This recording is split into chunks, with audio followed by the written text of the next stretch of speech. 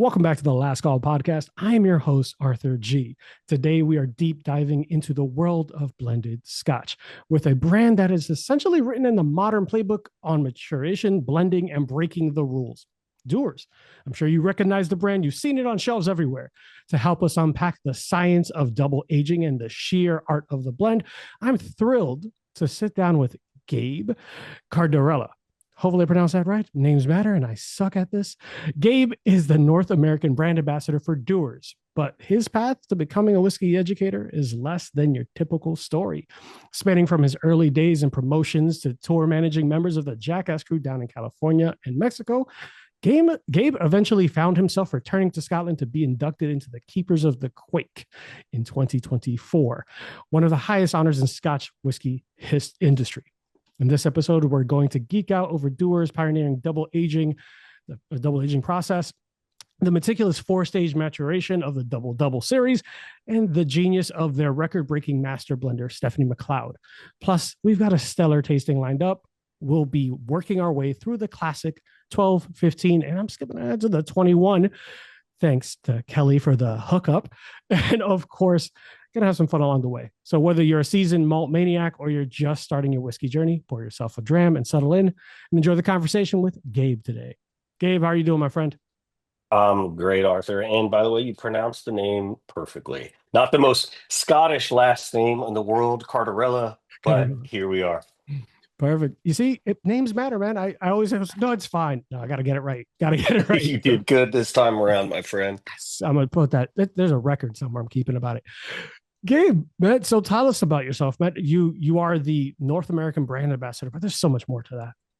Oh yeah, 16 years, what I thought would be a means to travel the world and get paid to do it turned out to be, something that has become a really big, important pillar in my life. So yeah, I think, the common thread for me, it's always been people.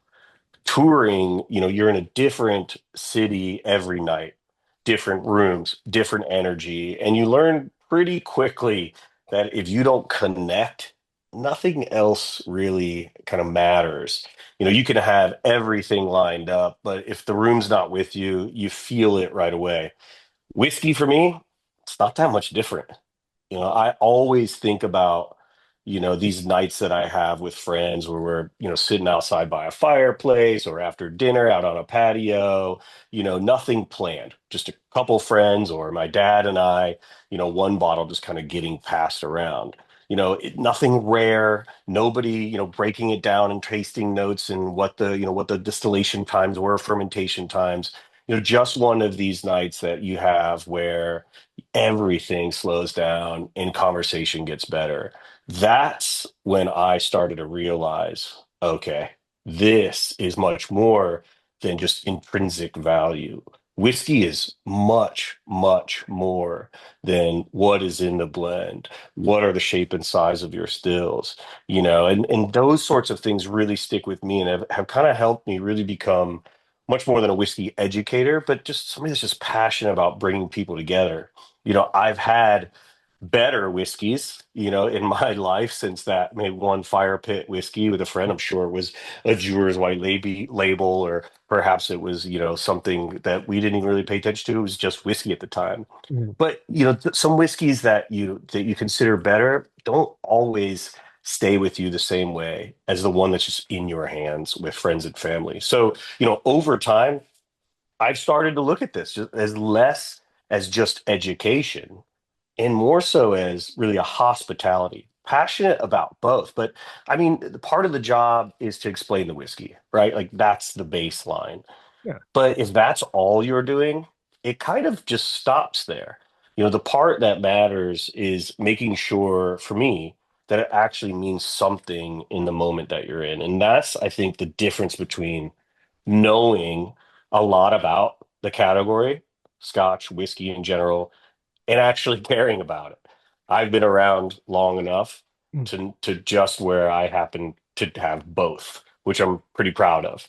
And in that 16 years, it's been quick, but it's been really special to see where a brand like Dewars has been to where it's going.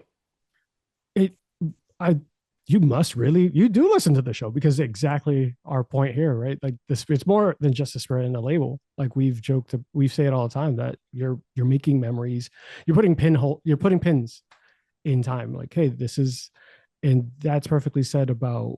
It's more than it should be more than education because I think people who just memorize a script are often figured out quick, right? You Yep.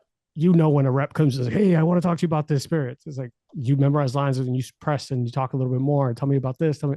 And it's like, oh, I'm not sure. Oh, and you could tell that it's not something they're really passionate about. And they're just pushing a brand. It is, look, as much as I wish that I were, but my father's a physician. I'm not the one saving lives here. You know what I mean? This stuff is not meant to be taken too seriously, but at the same time, when you really care about what it can be, meaning it's much more than just liquid in a bottle, once you start wrapping your head around this liquid is a conversation between time, people, and place. It's not just an age statement. So this isn't just me doing my homework on the show. This is me how I feel Oh, about the whiskey. And when I talk with folks and I have them try it, I wish I could blindfold them because I yeah. don't want to hear their preconceived notion. I just want to put it in front of them and say, let's talk. I And I love think that goes a long way. I wish I could do it. Now I think people would be a little uncomfortable with me blindfolding them before I put a whiskey in front of them. But you understand my point here. drink this liquid. What? Right. Gabe? Like what kind of party What is kind this? of ambassador is this? No, but you're 100%. I agree with you. I think that there's a passion that you can tell when someone cares about a product. There's a little bit where I like to always give props and praise to the people who work so hard to make these spirits for us and to make it so we can enjoy it. To them, it's super serious business, right? To them, it's their life. There's their every day. They meticulously, but they love it. Uh, I've never met a master distiller that's like, another grind. It's something that they're not just checking a box. They're not just punching in and out. They are enjoying it. They know that the memories that they're helping make, and they take pride in every single step of it. It's a painstaking It, process.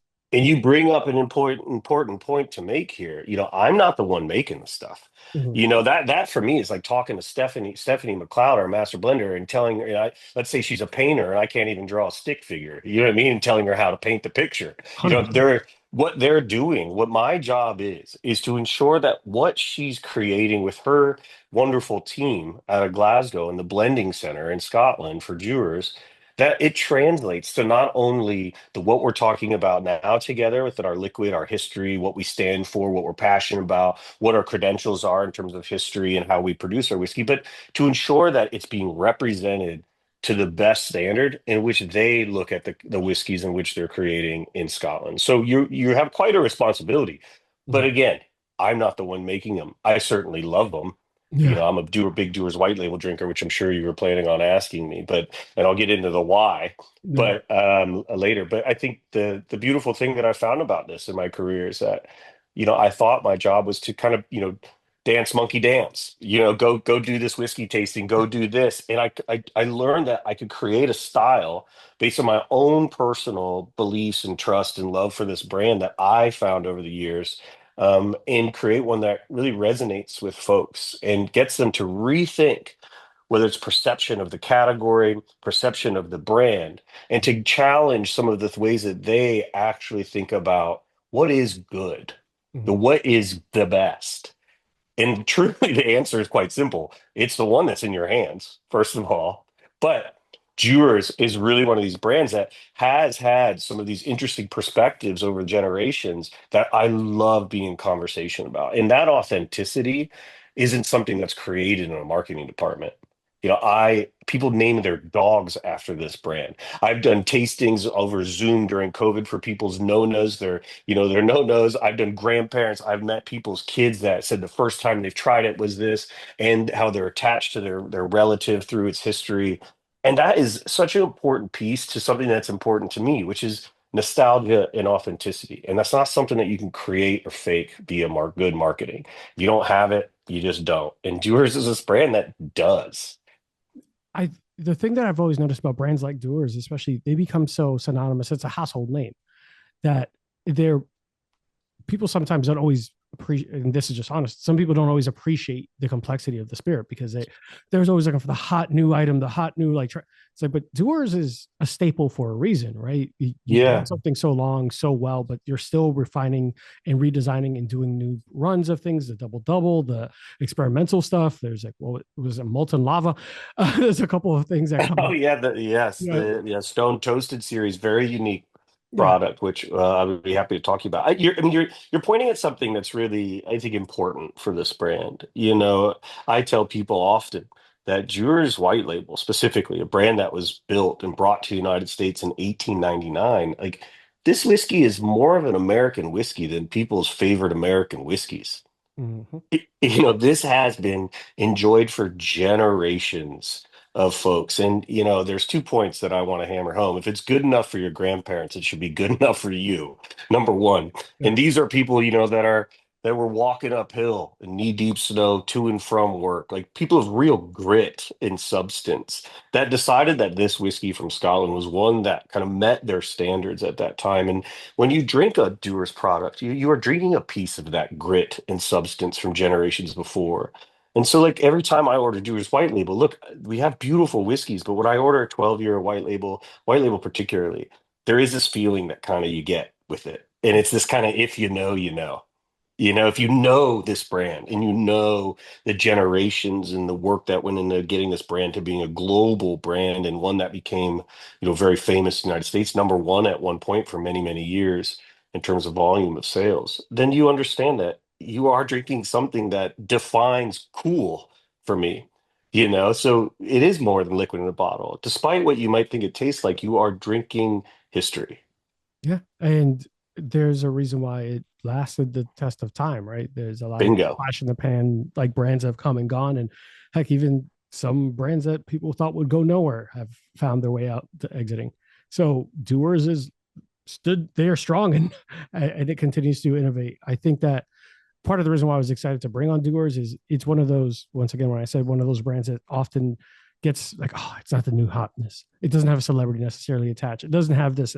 It's like, but what is that? What is their actual style or substance? And I'd rather have the substance. And Well said. Dewars still has the style with those other experimental collections and additions and doing something new for the newer generation.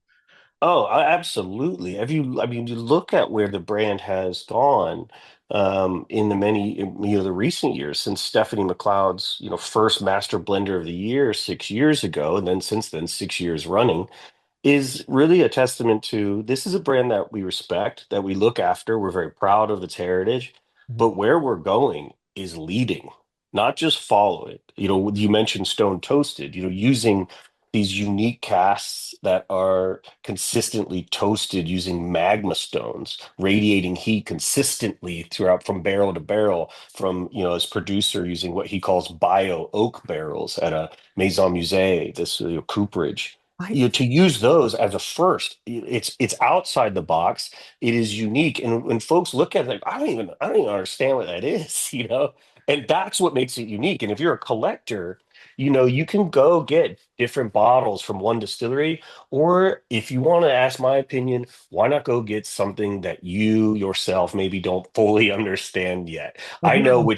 which bottles I want on my back bar. It's unique things that I've never shown somebody or that I'm excited to share. And Yeah. that's what Stephanie's creating. Dewars is a household name. You go to any dive bar in the United States, guess what Scotch is going to be in that well? Dewars White Label, Mhm. very trusted. Now, if you look at some of these really amazing places like, Michelin star restaurants like Chef Gabriel Kreuther, he's got our double double 38 year on his back bar, a Dewars product that's a blended malt. And then we have everything in between. And the idea is that you should explore, you should try these. And Yeah. I would love to know what you think of them when you drop your guard down from saying, Dewars, I'm familiar. What single malts do you have? But if you were to really just say, I'm going to sit down and let my palate decide whether I like this, not the marketing that's been driven in down my throat or my preconceived notions, Mhm. you'll be surprised at what this brand really delivers. We always talk about this whiskey being a liquid to lips brand, and it's true. When people try us, it's a bit of a jab, I will say. Sometimes they'll be like, oh, Dewars, I didn't know they made whiskey this good. I'll be like, I don't know that I Yeah. appreciate that fully, but I understand what you mean. You're not familiar with what we're capable of. And then when they try our stuff, it really just showcases what these blends can truly be. And I think you mentioned this a bit earlier, Arthur, is that, blends, some of the finest things in the world are blends. Coffees, teas, wines, cigars, flowers. Like these are some of the most interesting aroma filled, nuanced things that you have out there that happen to be some of the best out there. And I think for a lot of single malt folks that aren't familiar with blends or were raised kind of to think that blends are inferior, they should be reminded that single malts are blends. Think about it. It's multiple whiskeys from one distillery, from, multiple barrels from one distillery, or it's multiple barrels from multiple distilleries. And if your complexities you're after, Mhm. imagine making a whiskey sourcing casks from all over Scotland rather than just from one distillery. So there's opportunity for a blender like Stephanie to really have a big palette Yeah. to say, what is it that we want to do today? Rather than being guardrailed by one single set of stills. So that creates an exciting opportunity for innovation. Yeah. And to your point, I think there a lot of consumers nowadays are starting to kind of learn that just because something says single barrel or something says a single malt or something like that does not equate quality. Same thing with age statements. I will argue till I'm blue in the face that just because something is 23 years does not mean it's better than the 17 100%. or the 12 year or the 10 year. There's a time and a place for every spirit, but there's also nuances that don't always translate past a certain statement, or just don't necessarily have to. It doesn't equate it 100%. One of the things that I get I I get joke, asked a lot. Oh, sorry, go ahead. I'm oh, sorry, Arthur. all good. One of the things that I joke about is that one of my favorite whiskeys, an American whiskey, I won't say their name because I don't I know. knew that about you. Yeah, is like a what would be considered a bottom shelf or something, a lower entry level shelf. I'm like, that's one of my favorite things possible. I keep it at the house at all times.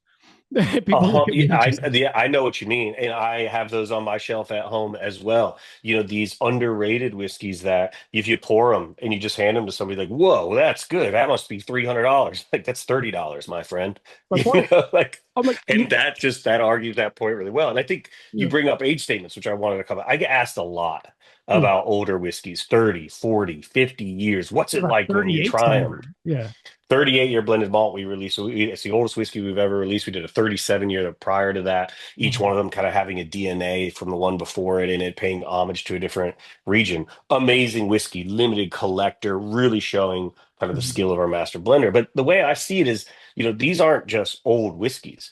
Again, I mentioned that these are conversations between people, place, and time. But when you're drinking something like that, you're tasting decisions that were made decades ago, Yeah. by people that had no idea who was going to eventually drink it. 100%. Something about that you kind of have to respect. And Yeah. then you start thinking about when that liquid actually went into a cask. 38 years ago, Bon Jovi was living on a prayer.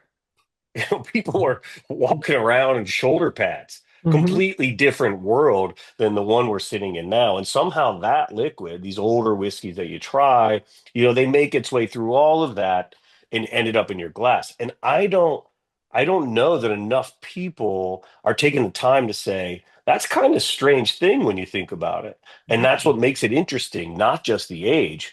It's time you can actually sit with. It's a time capsule you're drinking. And folks will have to be like, give me the oldest.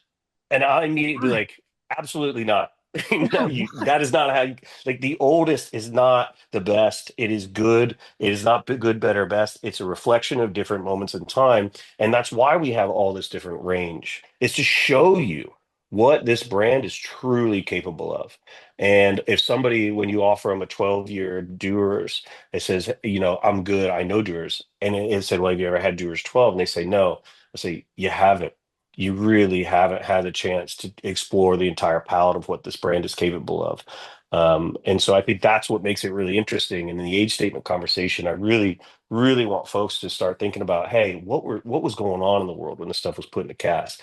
Then you kind of have this new lens and you open your aperture a bit to say, oh, wow, this is more like this deserves a little bit more respect than maybe I'm giving it. Yeah, and even the thought process behind the styles of doing things and what was important to people at that time and different methods and different, like, there's a historical value to it. And part of the reason why people enjoy, like, I go on tours. There's only so many times I want to hear about a mash bill. I know that.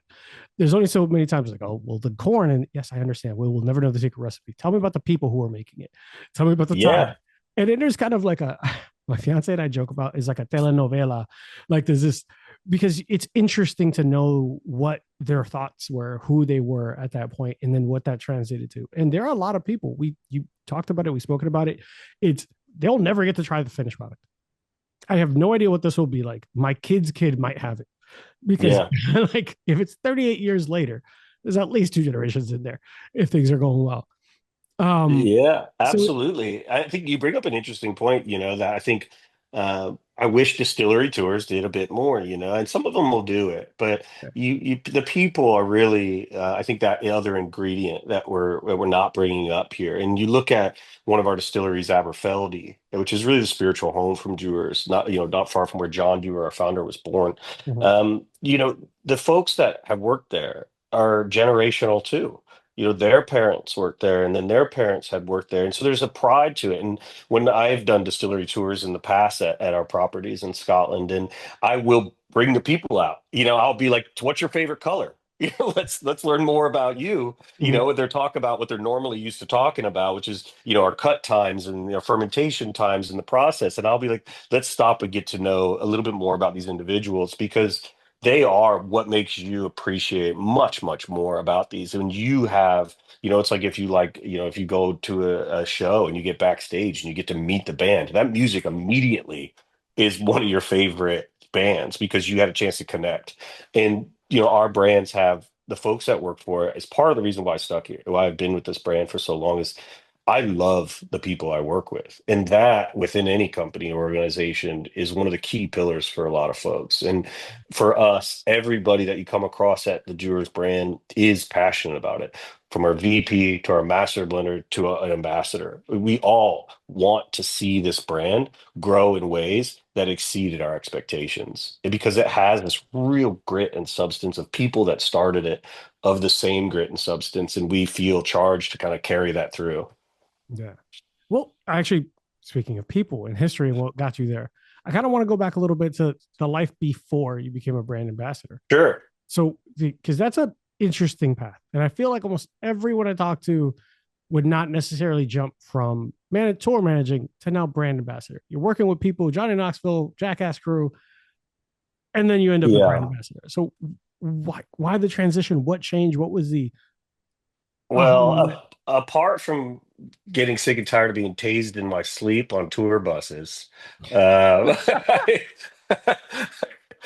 Was that really happening that often to even it people this? happened from time to time. You could sleep through a taser if you were on those tours.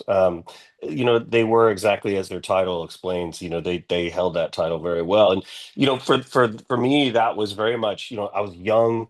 I was living in California, Mexico, part of our part time, and ensuring that these guys got to where they needed to go on time, making sure that everything was set up for them, making sure that the hotel rooms that were certainly trashed were taken care of, in our like everywhere we go.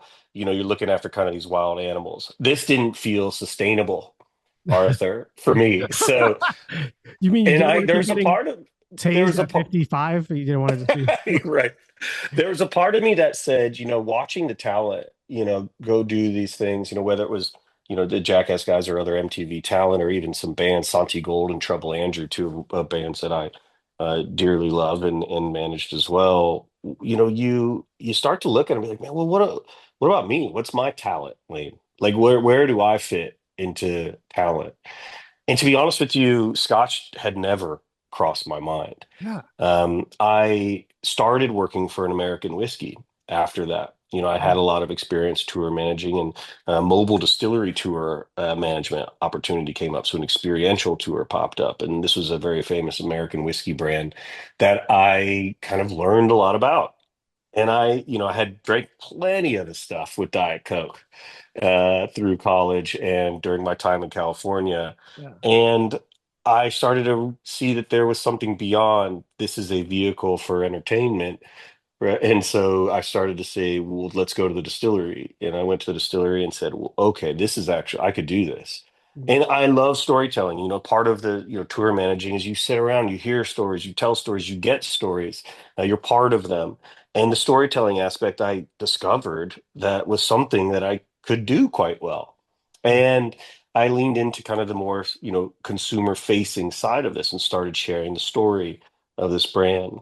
And eventually, this brand and I parted ways. I wanted to stay in California. I went to New York with the experiential tour. I said, appreciate the opportunity. Thank you. I'm going to see where this now resume takes me.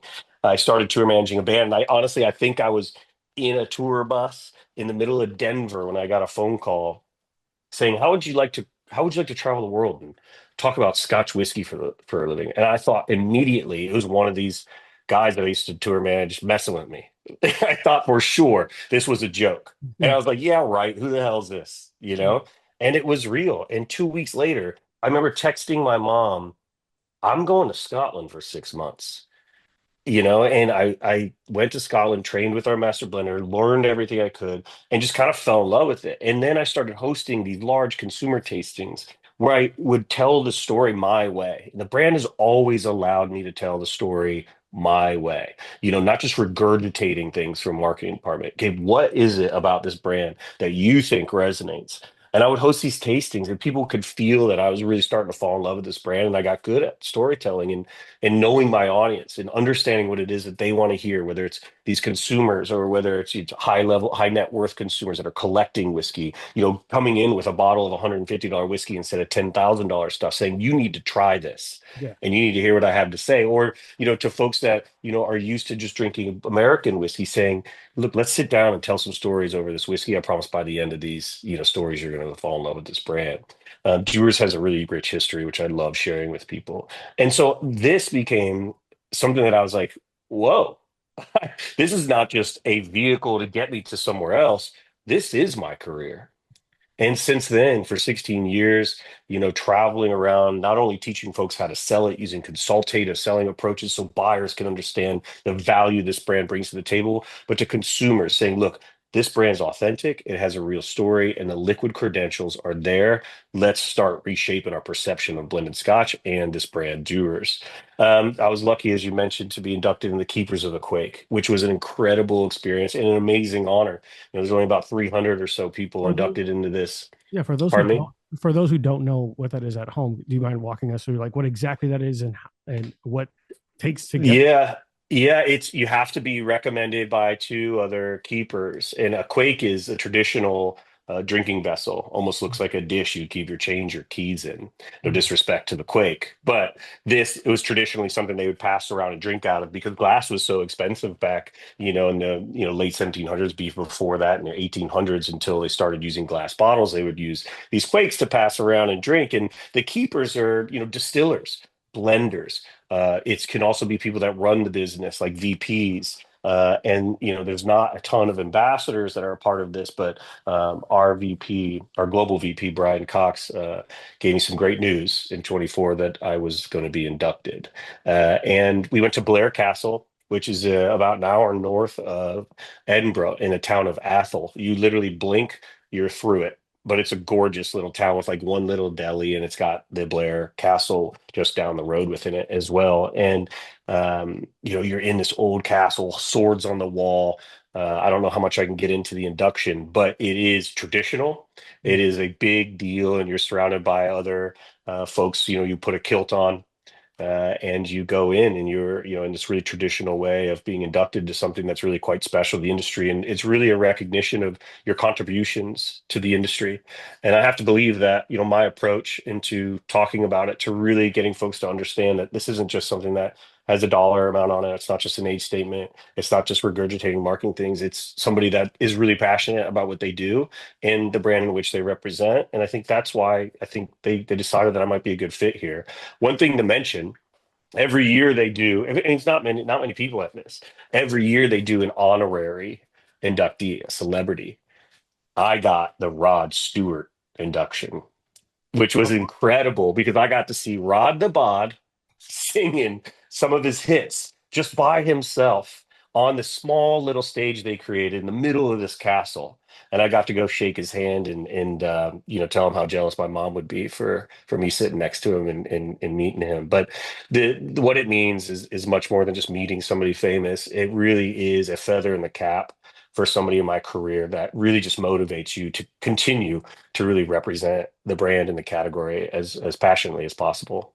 That's a fantastic. Congratulations. I know it's 2 years removed Thanks. from getting It still inducted. feels it's still funny though because like if I tell a family member, "Hey, what's new, Gabe? I got inducted to keep it to the Quake." Like, I have no idea what that is. I'm like, it's a big deal. Don't worry about it. It's a big deal. I'm kind of a big deal, but it's fine. It Like, doesn't get you any discounted movie theater tickets or on food or anything, but not with that for those attitude. that know, we do a dinner every You got to year. hang out in a castle, get a kill, and see Rod Stewart. It's better than I a know. discounted movie theater. It's almost unbelievable in a way, you know what I mean? But every year we do a dinner in New York City, and everybody comes together, shares some whiskey and stories, and it just is a really special thing to be a part of in the industry. Do you think part of the reason why you found so much success making that transition was kind of like the navigating chaos and navigating all the moving pieces all at once? Because it sounds a lot like herding. You said herding wild animals. It was like herding feral cats because they For have tasers. sure. They're running around with tasers. Like, how For sure. did that prepare you? Did that make it just like, oh, it'll be easy? Like, I or think I never looked at this as going to be easy. I remember when I went to Scotland, I remember saying, I've got to go, really like I'm starting from ground zero here. very different I'm industry. young. I was young when I started. I was 28. And I think within the Scotch space, which was a very three-piece suit, leather chair, fireplaces kind of approach still, what is this guy with zero credibility doing here? And I would go to these single malt whiskey society panels and sit on these panels with very well seasoned, very knowledgeable ambassadors and whiskey makers. And I think that kind of throwing it in with the wolves, sink or swim is what with the Jackass guys too with tour managing. It's like you better figure it out, quick if you want to swim here. And my goal was like, all right, that's it.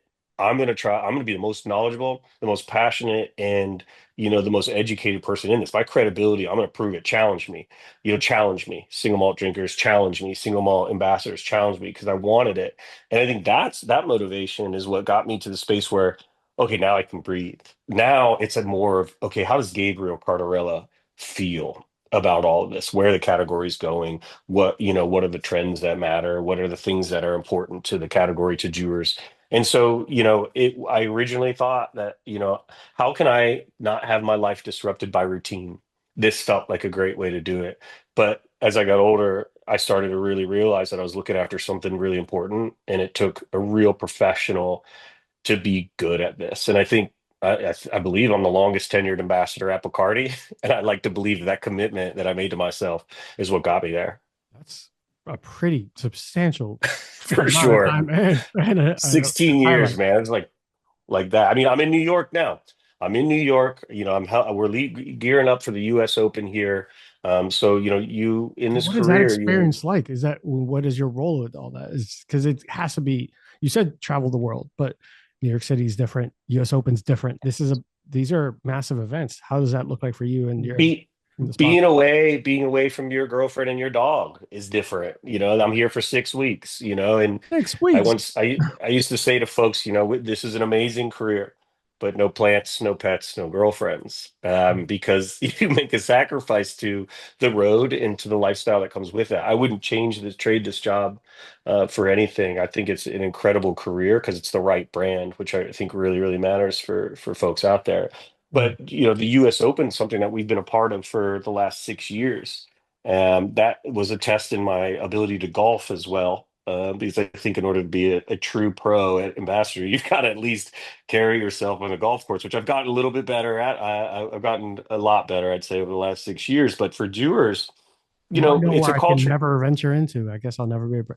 All I can do is drive the cart. Okay, all I can Hey, do is drive the cart. I will tell you, like being out there with your friends, is, what it really is truly about. And the whiskey is just kind of, a blessing at the end of the round within that. And I think for Dewars, it's important. We every year in our 6 years that we've been partners with the US Open as the official Scotch whiskey, we released a limited release whiskey. So talk about some innovation Mhm. within our portfolio. We did a 19 year. Yeah, I saw Are that. you familiar with why the 19? No, but I did see So that when I was doing the it's research a for the brand. it's a fun thing because it's tied to something real. Like this is again, like we're going into this as the official Scotch whiskey of the US Open, and every year we do a limited 19 year around it. This is a limited offering. This is not part of our core portfolio. Every year, Mm. yes, it's a 19-year whiskey, but it changes via a different way we finish it. It's a higher ABV, it's a different cask finish each time. So there's always a little variation year to year, but anchored in the same idea. And the 19-year age statement isn't random. It's a nod to what we call the 19th hole, which, depending on your round, is Mm. either where you're celebrating or where you recover and mourn your round a little bit. And that's where you go have a drink to kind of seal the bond. Now, for me, not less celebrating, more recovering from the round. But Yeah. either way, the whiskey tends to show up at the right time. And it's that kind of round. And that's the kind of what I like about golf in general and our partnership within it. This isn't just, well, naturally, this is where whiskey and golf, they go hand in hand like they do with cigars.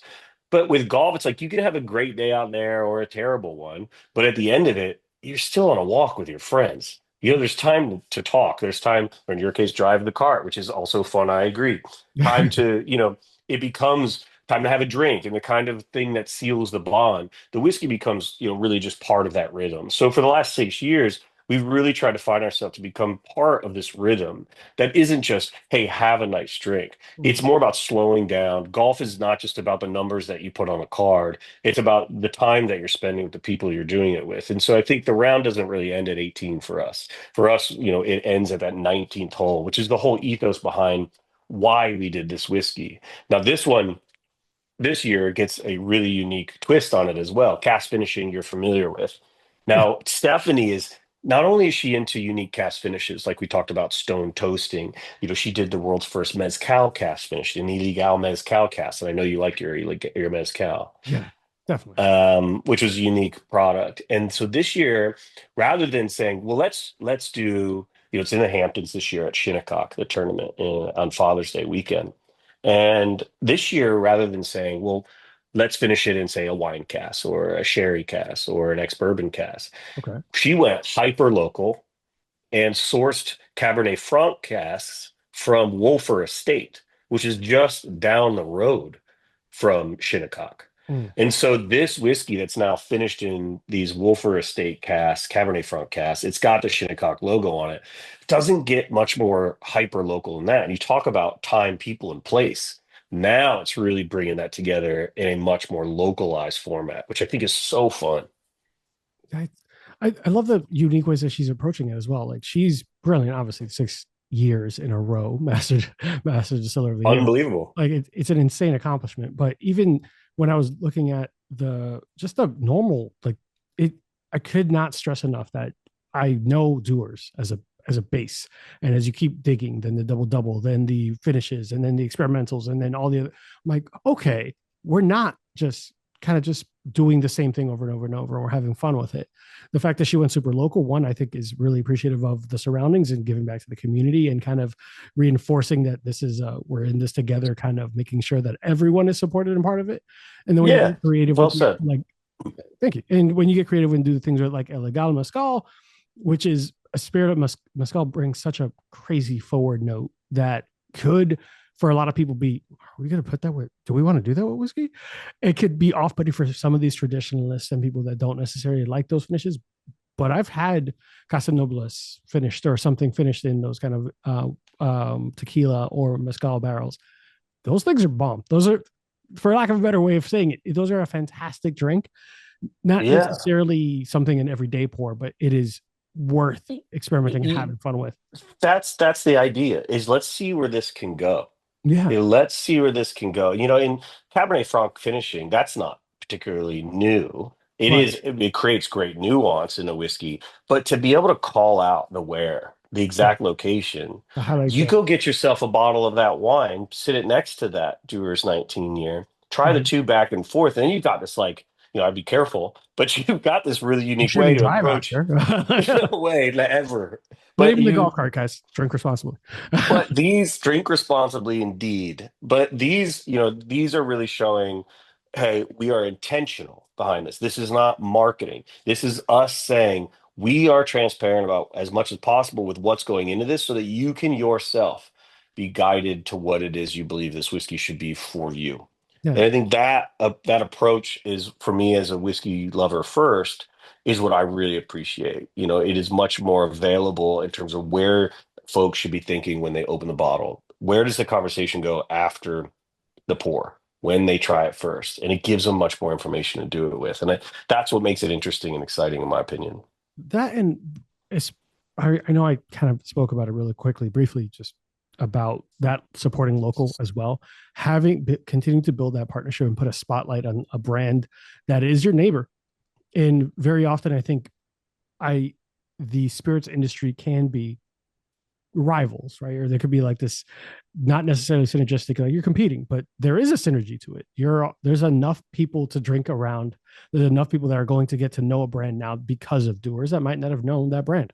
Yeah, well said. I think that's a great point. When you call out Wolfer Estate, it makes you curious. It brings about a bit of a curiosity. And I think, for viewers, one of these campaigns that we more recently start to think about how we think about this brand, is centered in the art of discovery. It's the spirit of discovery. And that is where I think the mindset for whiskey drinkers is when it really starts to get interesting, when you are open to the exploring, that it is, it's not the destination, it's the journey. And I think for viewers, it is that mindset that we're looking for new ways to showcase not just the flex of our master blender, but hey, whiskey drinkers, here's something that maybe is worth exploring. And you'll Exactly. never know what you might get. And beyond that, to your point, yeah, if you're calling out the place in which you source cast, yeah, go there too. Yeah. I think like I have one of my favorite brands. They made something called the Prisoner Share. And I'm sure you know which brand I'm talking about. Yeah. And it made me go, I've never tried that wine. And I immediately, when I found that wine, that kind of like tried it. It's on my shelf now. I became a fan of not only the original whiskey brand that I was having, but now that wine is a constant pour in the house whenever we have people over. So Yeah. being able to kind of open that door is also really cool.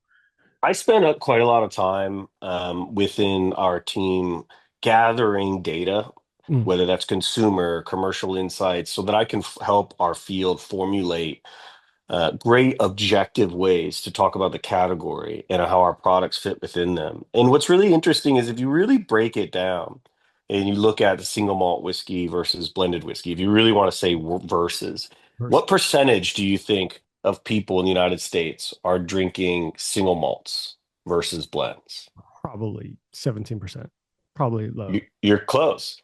70% of people are drinking blends. So, and you look at shelves and you look at back bars, Mm, a lot of folks are given the space to single malt whiskeys, mm, and there's different variants from three brands. And the reality is what consumers really want is they're clearly shopping for blends, but they want premium. They do want value and they want premium. And that is when you look at a brand like Dewars, what we really have started to show up with, and you look at, say, our Dewars 12 year, we relaunched that in 22. yeah. And this is a finished whiskey now. But, I know you're a bourbon lover. We actually finish this whiskey in first fill unrinsed bourbon casks, and we source them from Angel's Envy. And so this whiskey has, Is that I'll on the tell you, bottle? but no, no, that's not on the bottom. It says double aged and first fill bourbon cast. Now, double Yeah. aging is our way of paying homage to a process that we pioneered, but it is a finishing process. These are unrinsed, literally disgorged Angel's Envy bourbon.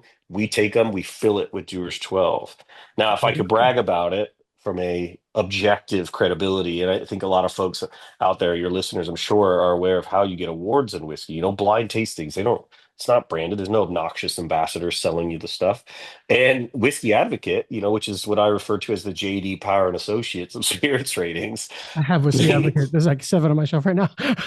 Yeah, they literally are. They're like, I mean, they're one of the most credible rating sources. Yeah. And in 22, they do their top 20 whiskeys. Hmm. And this whiskey got the number 4 spot. A $35 bottle of 12-year whiskey got the number 4 spot, competing with, many, many other whiskeys that are much older and much more expensive. And I think that goes to show that, when you let your palate aside, some of this stuff, to our point we were talking about earlier, Yeah. these underrated things, and they gave it a 94-point rating, which is, it's higher rated than the usual suspects that I won't Mhm. mention, whether it's malt or blends at 12 years. And so what all I love about that product too is, not only is it now finished, it's got this bigger, broader depth of, insert bourbon character. It Mhm. really bridges the gap between American whiskey and Scotch. I think a lot of people always think Scotch is peated or smoky, Yeah. medicinal, hospital corridors, band-aids. Our whiskeys are Hospital corridors is the first I've heard that one. I've heard band-aids, but hospital corridors, yeah, that's hilarious. I'll tell you a story about those tasting notes in a second, but we generally source our whiskeys from the Highland and Speyside region, which are known for orchard fruits, apples, oranges, raisins, pears, stone fruits, a lot of sherry-driven character as well, vanilla and then honey characteristics. So Yeah. with Dewars 12, you put that in a Angel's Envy cask and you finish that. Now you've plussed up all that sweetness in it. So if you're a bourbon drinker and you're saying, okay, look, Gabe, you got me. I'm gonna try some Dewar's whiskey and I'm gonna try that 12 year. If you're a bourbon drinker, I'll bet that you're gonna be like, you would probably, if you were honest with me, you'd be like, damn, I didn't know I was a Scotch drinker. Because these are the whiskeys that bridge that gap so well. Still nuance, a lot of complexity, up to 30 different whiskeys in there. But you've got a whiskey now that really bridges that gap well. In the tasting note thing that I wanted to bring up is there's this great whiskey writer, Charlie McLean, and Charlie is really the voice of Scotch from when I started in the industry. And was lucky enough to have dinner with him, and he we went to this place called Vintner's Rooms, which is no longer around. It's in Edinburgh, but you walk downstairs and it looks like if a cool vampire had a best whiskey collection you've ever seen. This place was just a dungeon, and I was Mhm. sitting in this candlelit space with one of the best whiskey writers, him and Dave Broom. I mean, shout out Dave Broom. He's also like probably my favorite modern whiskey writer. But Charlie's a storyteller. Everything he says is, Scottish accent just oozes story, and he has you listen up to everything he says. But he hands me all these whiskeys. We tried, Ardbegs from the 60s and all these different malts, Aberfeldies from and all our other distilleries, Kergellicky, Altmore, Brackla, and his tasting notes, which I had yet to really wrap my head around, because nosing a whiskey is so difficult at first to put your finger. It's like, whoa, it smells familiar. That's like how you start, right? This smells familiar. There's something here. I can't put my finger on it. Yeah. But Charlie would hand me a whiskey. I remember this one in particular was like an Ardbeg. An Ardbeg's phenol count is so high. This stuff is super peated. And he goes, burnt tires. I smell this and I was like, holy shit, that's burnt tires. That says now, and I was like, now Charlie, why would somebody want to drink it? And he's like, you'll see. And he's right. Like down the road, you get this palate for it. Mhm. These things are like salty and briny and smoky. It's like you want to eat barbecue with them sometimes. But then he'd try another whiskey. I forget which one it was. It might have been one of our old blends. And sometimes you get leather in whiskey. You get Yeah. like this kind of leathery note. And he said 66 Mustang Fastback. And I was like, all right, now you're speaking my language. I'm a Midwesterner. I like old trucks, and things like that. And I think what he showed me is that whiskey tasting notes, while they're interesting to help ground somebody in what it is that they can start thinking about, Mhm. it doesn't have to be a thing. It can be a time. It can be, let's say, it reminded you of a dish that your grandmother or mom or somebody cooked, the smell of a home once, or a backyard, fresh cut grass, Yeah. these types of things. And Dave Broom, this other whiskey writer, that I mentioned earlier, he actually taught me the best way to approach this, because when you do tastings, generally speaking, if you were to start saying tasting notes, people will just say, I agree with you, probably because they're afraid to be wrong. But I try to make them, but at the end of the day, I tell them there is no wrong answer. Now, I don't want you telling me that any of our whiskeys taste like a gym bag or no smell like a gym. But I think the point is that these are very personal. And Dave Broom said, rather than thinking of a thing, first try to ground yourself in a time of year. Is Yeah. it winter? Is it spring? Is it autumn? Is it the middle of summer? These types of ways are so fun to that when you start trying to understand whiskey. It's like throw it all out the window.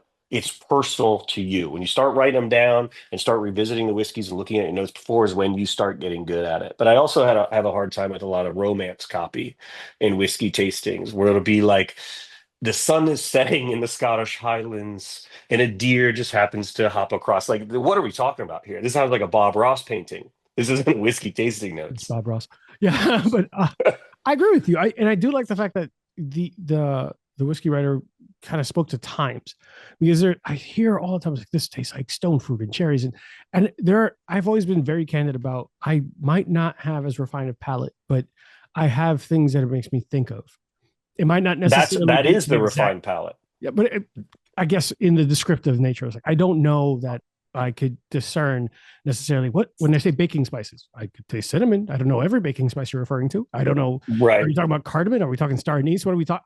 I remember I taste cinnamon here, but I could honestly tell you that there are times when I've had something that it reminds me of like a feeling or summer or like one time someone said something that resonated with me. I'm not necessarily equating this to a tasting note, but they said this tastes like um, after you've been outside in the sun, like Love your that. skin. And I'm like, I know See, exactly what I you're talking understand that. about, but I don't like exactly. I understood it, but I was like, I've never compared something to that, but now it's stuck That's in what my head. I would encourage people to do that so much more, man, because there is no wrong answer. Like there is no right, and if it creates kind of a moment for somebody to consider this differently, that's when I think you win there.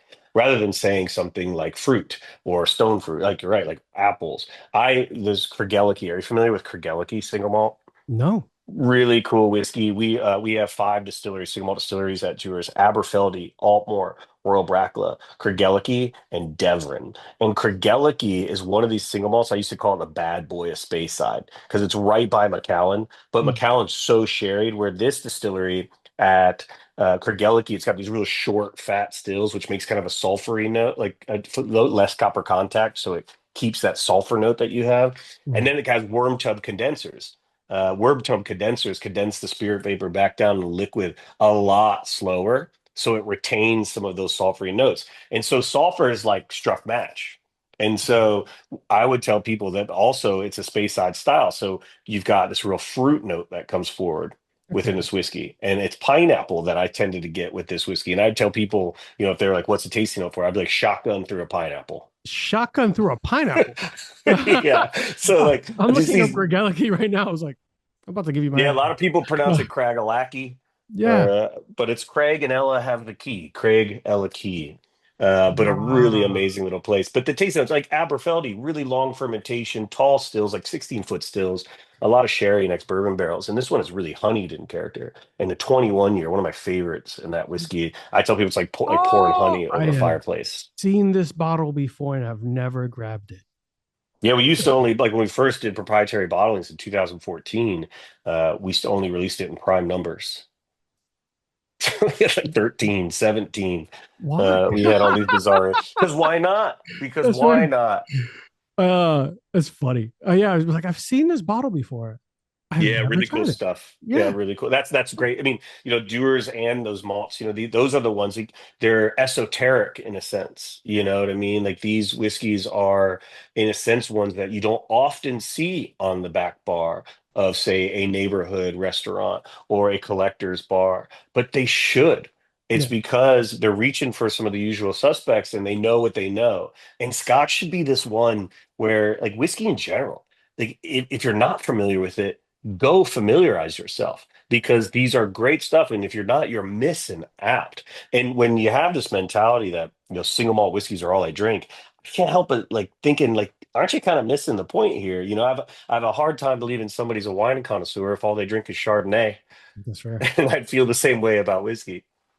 Speaking about, I know he's kind of jumped around a bit, but I did want to talk about just Stephanie McLeod and her absolute rock star mentality of everything that she's been doing and all the work she's been doing, having represented her creations for all these years, like in this such a unique approach. have there been times where like you are surprised or there's like this wow, what the heck is this? Like, what has stood out in that process? She's engineered something incredibly complex like that 4 stage double double, but has there been something that's so awe-inspiringly stood out that you just sort of wow, okay. I'll tell you one that really was a challenge for me as somebody that, I'm gonna pour has something. to, I'm gonna pour yeah, one. pour yourself a little one. What are you going to pour? The 12th.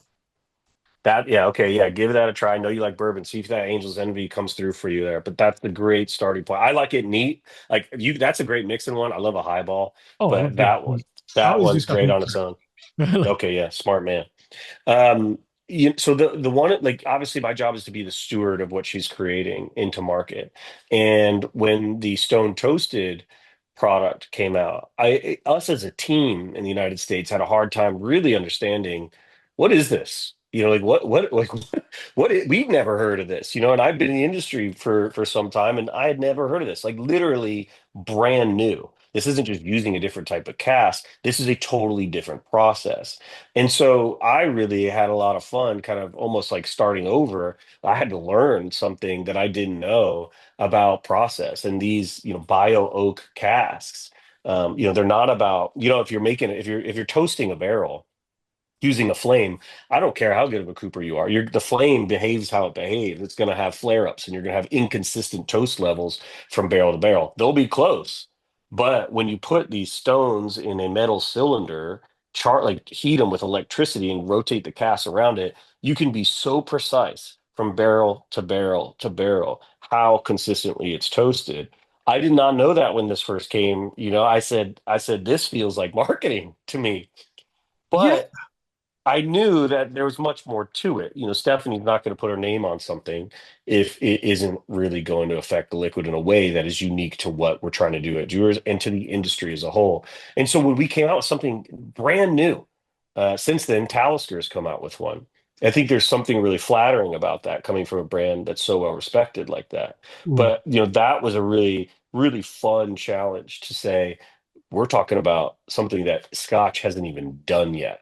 And I had to familiarize myself with it and get credible myself so I could get out there and really educate what this is. So it was a really big challenge for me to go out there. And I have no doubt that Stephanie's going to do this to me again. And that's what that's what keeps it really exciting is that you don't know what we're going to do next. she Only looks. Stephanie really does. And I've been lucky enough to try some of the samples that she's working on, some of her works in progress, if you will. And I won't reveal what those are, but there are some very exciting things out there that I've had the chance to try that I think folks are going to be really excited about. And I think that's why now is a perfect time to familiarize yourself with the brand because where we're going is really exciting. She looks around. Is like, everyone's comfortable with what I just made. Okay, try this. And just some Yeah, like, I need you to learn this. Like, what? What? I mean that's why I like working this for this too. brand has been so exciting. Yeah, that 12 year. Yeah, the 12 year. It tastes.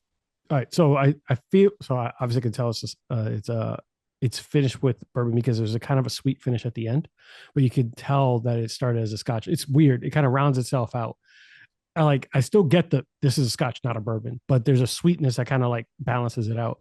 It's almost like I didn't want to say like sweetened smoke, kind of Yeah. like it's because you get the Scotch smoky kind of peaty kind of like I wouldn't say peat, but kind of like a smoky taste. But the bourbon evens it, balances that out. Like I said earlier, I'm terrible at the like highlighting tasting notes, but it No, reminds you're me. not. No, this is insight that matters. Like I hear how people feel about this brands constantly, and Yeah, you are right on the money as to what we were trying to create there.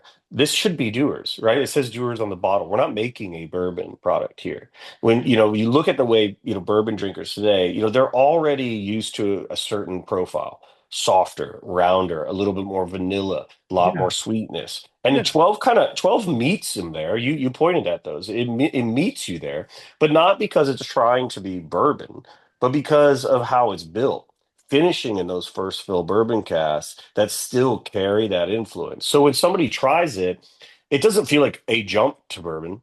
It no, just feels like a step between scotch and bourbon. yeah, That was the intent behind it. And when you say round, I think our whiskeys, they balancing blends is obviously quite challenging. But you're talking about a minimum age of 12.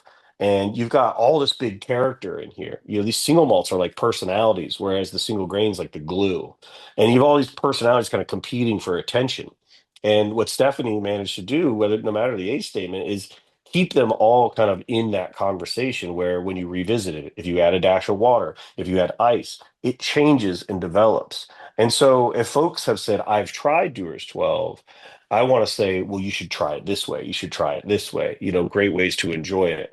Are you familiar with the penicillin cocktail? Oh, absolutely. I'm a So massive. Attaboy, yeah, Attaboy here in the city. I might go down there today and have one. He Are you? uses You said you're there for they 6 weeks. yeah. I might be out there. Well, we were considering going out there for the Brooklyn convention.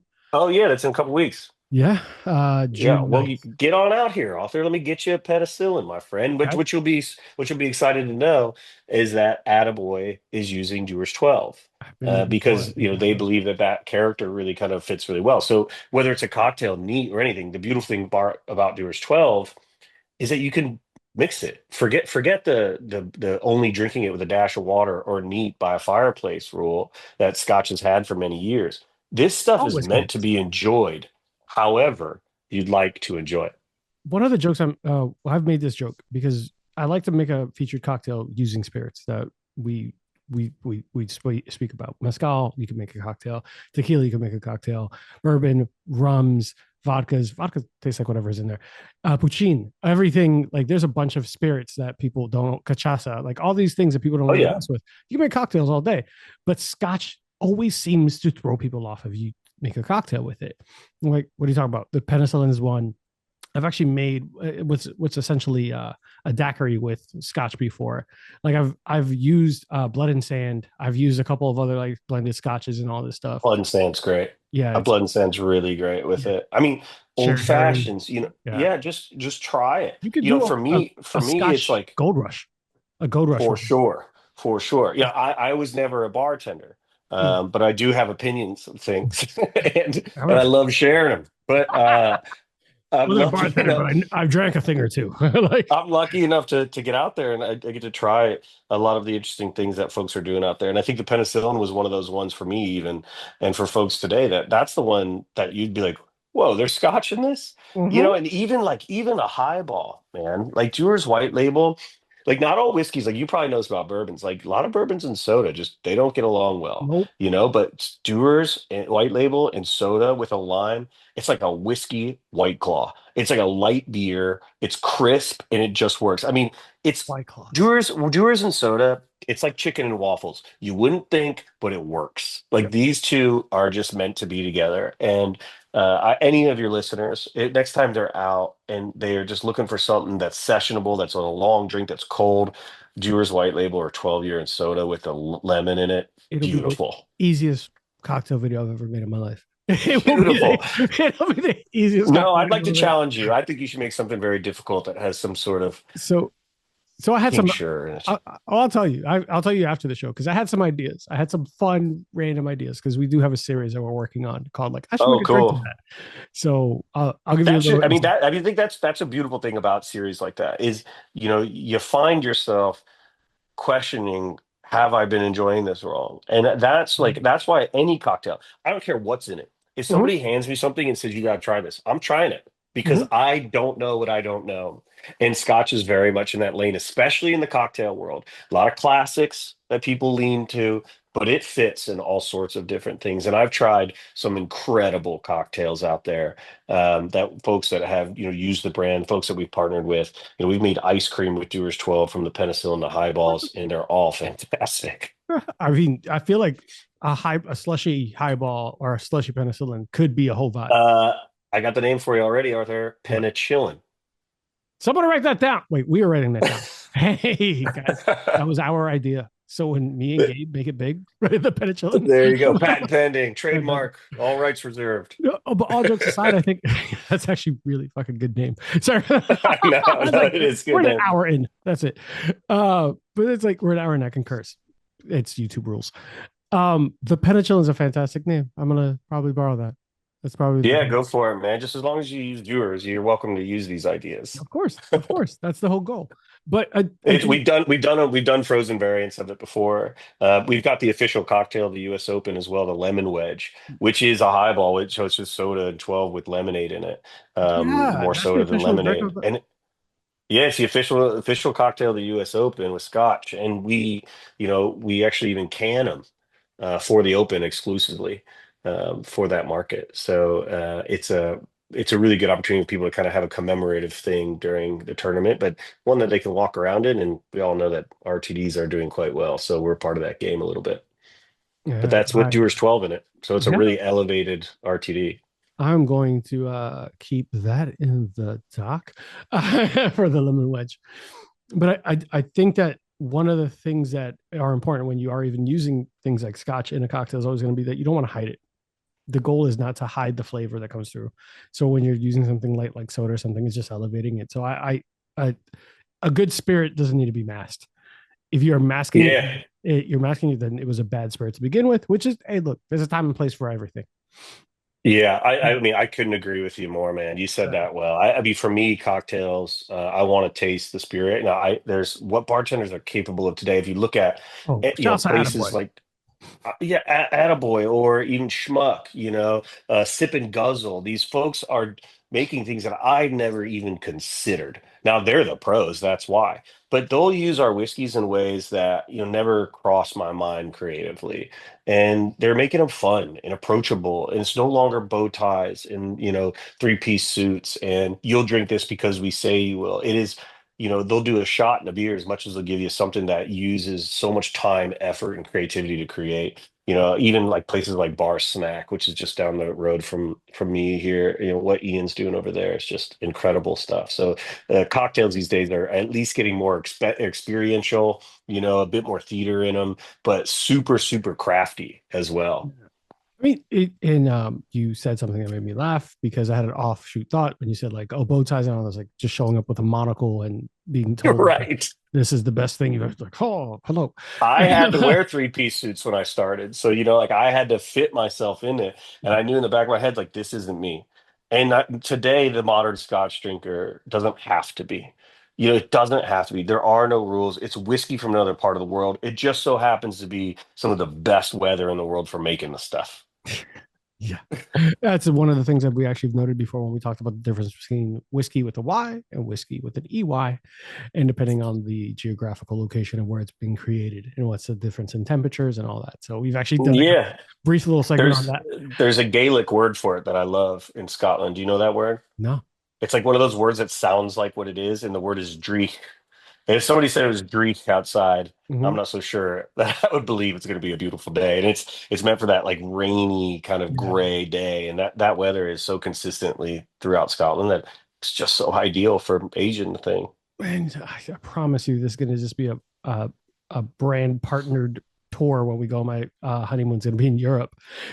We have like, oh, we want to stop at this distillery, do all that. It's like, she Yeah, doesn't all live we in need is a Scotland. black car to get there and a Mhm. VIP tour. Yeah, Let's do we'll it. take Like, care of you out there. wow. Aberfeldy is one of those places that I would go see if I were, even if I weren't in the Scotch. Like, there's this amazing hike, the Mm. Berks of Aberfeldy. People are like whitewater rafting and fishing and hiking. It's just this gorgeous little, quintessential Scottish town. But you need recommendations on a good chippy. I got you. I 100% will let you know because I definitely need it. I got a whole list. Man, you got today's. You have. By the way, I'm jealous. You're in New York for 6 weeks, where there's like a list of the world's 50 best bars, and like 10 of them are near you. Like it is a They are. wild situation. Uh, so definitely, I just want to bring up. Shouts to Attaboy. If you do like tiki cocktails, we have really good friends at Paradise Lost. So if you stop in, let me know and let them know that Arthur from the show sent you. Look for Arthur, they did a frozen penicillin once, I think. really. Are they in Brooklyn? They're no. I thought they were Midtown Manhattan. Maybe Paradise I'm Lost. thinking of somewhere else. Maybe I'm thinking somewhere else. All good. But if you do go, let me know because I know people there and they're really good people. Oh, I will. But we are getting towards that end. I have two closing questions. I have Okay. two of my favorite questions. It's the desert island dram. If you were stranded Oh on a boy. desert island and could only bring one expression of the Dewars portfolio, past, present, or rare limited edition, what is the bottle and why? I mean, desert island. Well, look, water first. That's the Everything else is you're just responsible by answer. yourself. Just to keep, you got to keep the story going a little longer. Somebody needs some water. After that, like I want a What? bottle of Dewar's White Label from like the 50s. Oh, Back then, the labels look like old newspapers.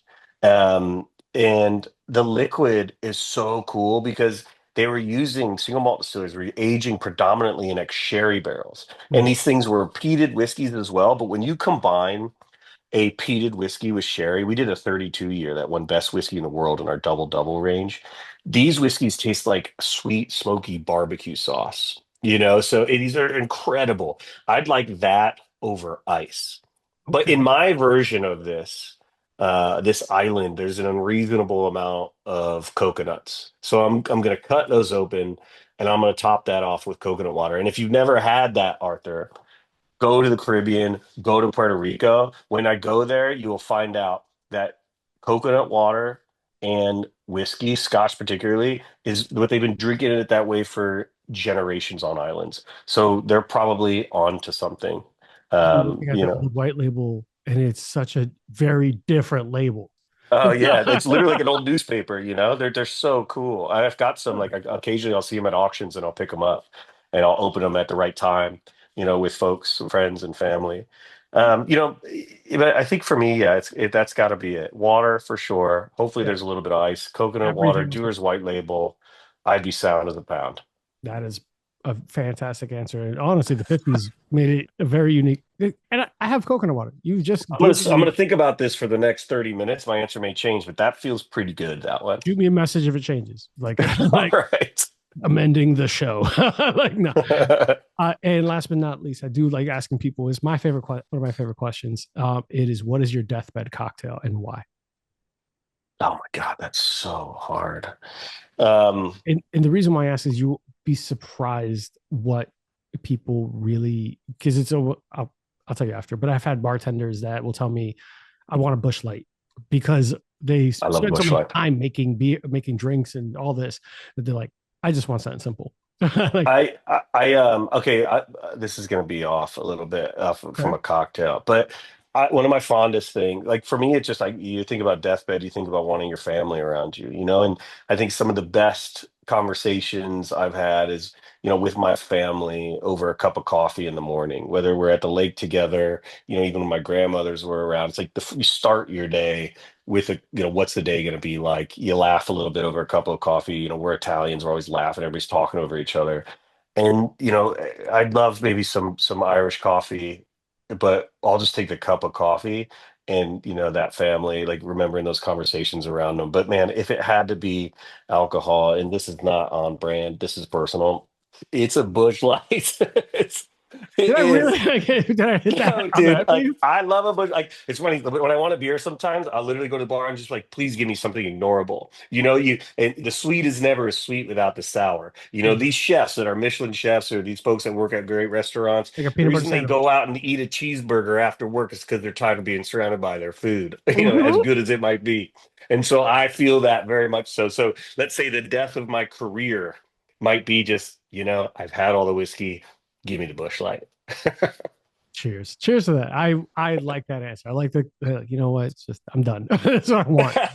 Um no, but I appreciate you getting on with me, Gabe. I know that Man, it's been a I was pleasure. It's honestly been a bit like therapy, Arthur. You're good at this. I appreciate that, man.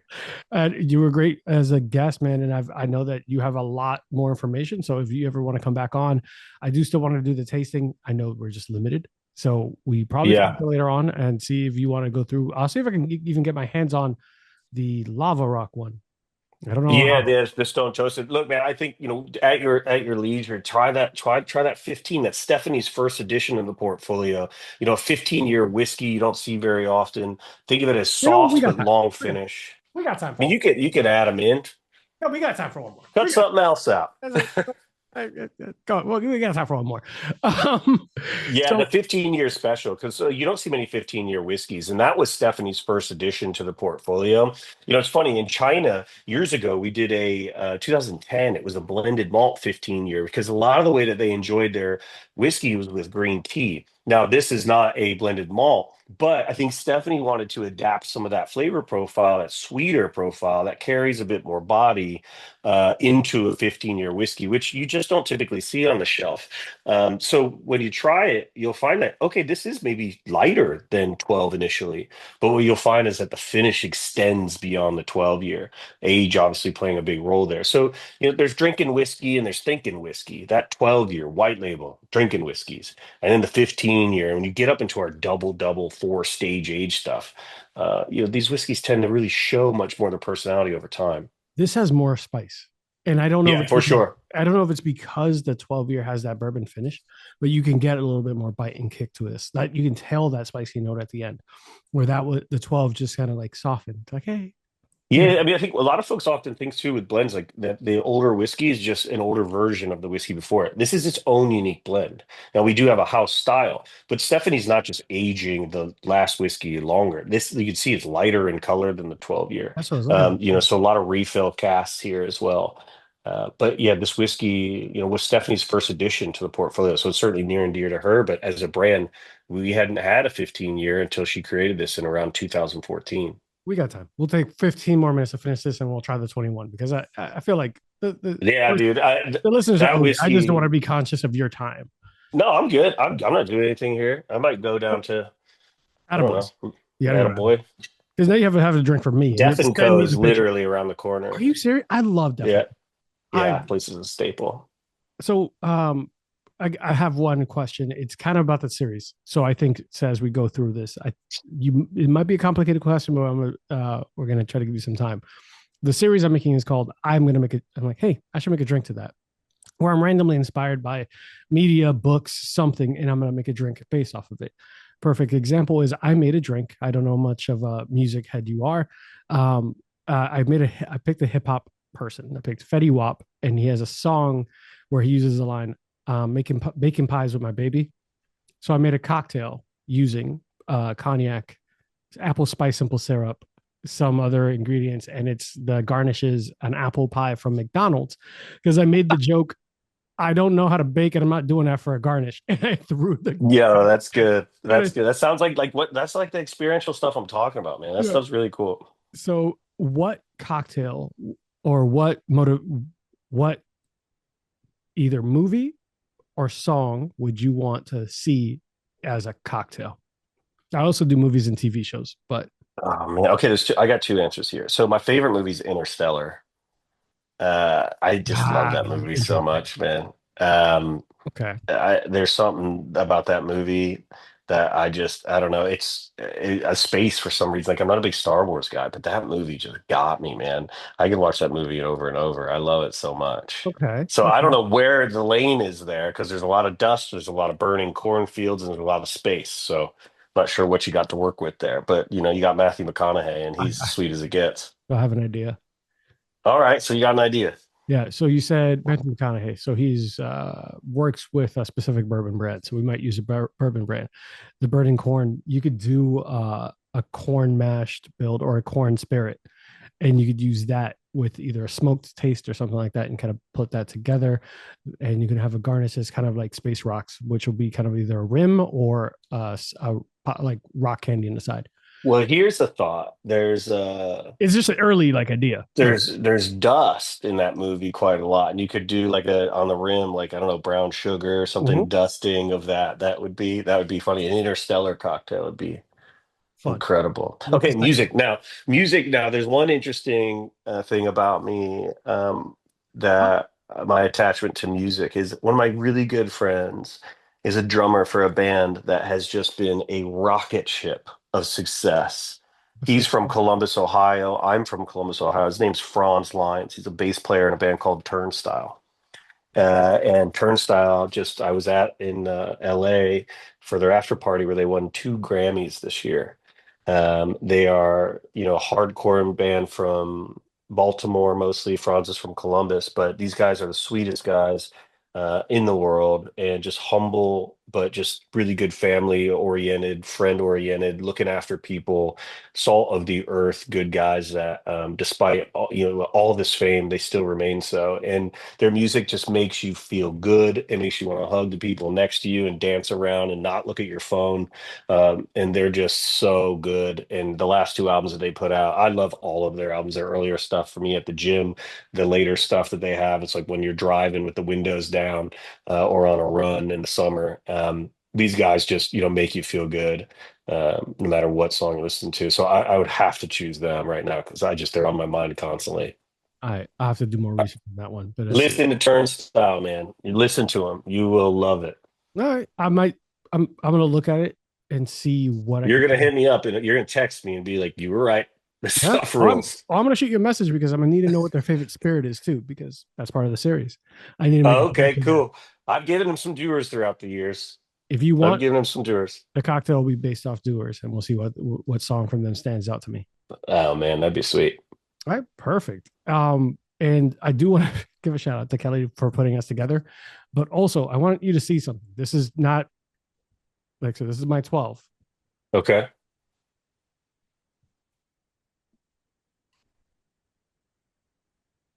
Is that your 15? Yes. Get the big dog. Yes. Thanks, Kelly, for hooking us up with the biggest bottle I have in this house. Look, we had Dewars. Kelly obviously knows this that we like sharing. So there's Yeah. plenty of Dewars 15 and 12 there for you to share. Yeah. Big shout out to her. It was a surprise. I was like, oh, okay. This is not a game. Now But we like taking care of folks, man. it was a pleasure having you on, Gabe. And Mine too, Arthur. I repeat, I'd love to come back, when you'll have me, but this was really great, man. You're really a pro, what you do. Respect the work that you're doing here on this podcast very much and the guests that you've had on it. I'm really honored to be a part of it, man. of course, man, it was an honor having you. I know that you have been in the game for a minute, so for sure, a plethora of knowledge. And Dewars is a highly recognized and respected name. So it was a pleasure even getting to pick your brain for some time and getting to know more about the process and everything that you guys have been going through. I do. Our pleasure, man. Look, if anybody takes anything away from this at all, it is go try our stuff. If you see it on the shelf, try it. You will enjoy it. It is a liquid lips brand that, with a ton of heritage and history, and I love sharing it and want to hear that more folks are out there just letting their palate decide what it is they like. 100%. Tell people where they can find you, where they can support you, and where they can keep an eye on, everything Dewars has got going on. Yeah, man. So you can keep an eye on my antics personally and professionally on Instagram at G Cardarella. Just the first initial, my first name, my last name. You see a lot of videos of my dog and the food I eat and some of the adventures within the whiskey space as well. Dewars has its Instagram page as well. You're welcome to follow that in the US and globally, and keep an eye on the US Open right around the corner. We're going to be there. Awesome. When's the US Open again? Father's Day weekend. So it's the week of the 16th of June through that entire week, man. Great golf, good whiskey. Be right out in Shinnecock in the Hamptons this year. Perfect. Awesome, man. Well, for everyone listening at home, please, drink responsibly, pour up something nice and pour up something new. Try give especially if you are unfamiliar with their game. I'm trying them right now in real life and they're fantastic. The 15 surprised me. That 12 might have me. Yes, sir. I hear that a lot. But make sure that you're liking, subscribe, share with your friends, pour up something nice and make some memories. And remember, always drink responsibly. At Arthur at Last Call, we're going to be releasing that series for the summer as I should make a drink to that. And hopefully you guys enjoy. But in the meantime, if there are cocktail ideas, recipes that you would like to see, or something that you're like, hey, you should try this out because I have I want to get your thoughts, let me know and I'll pick it up if I can. Always looking to try something new. Take care of yourselves. Be good. And see you guys next week.